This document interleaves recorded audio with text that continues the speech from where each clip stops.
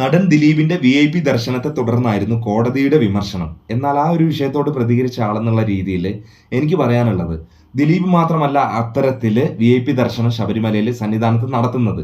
തൊട്ടു പിന്നാലെ VD സതീശനും ഇത്തരത്തിൽ ദർശനം നടത്തിയിട്ട് മറ്റുള്ളവരുടെ ദർശനം മുടക്കുകയും അവർക്ക് ബുദ്ധിമുട്ടുണ്ടാക്കുകയും ചെയ്തിട്ടുണ്ട്.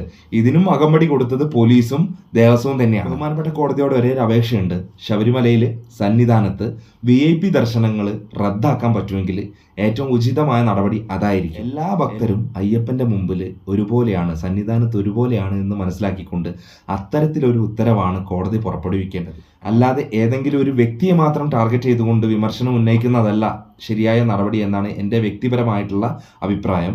ഇപ്പോഴും ഒരുപാട് VIP ദർശനങ്ങൾ അവിടെ നടക്കുന്നുണ്ട്.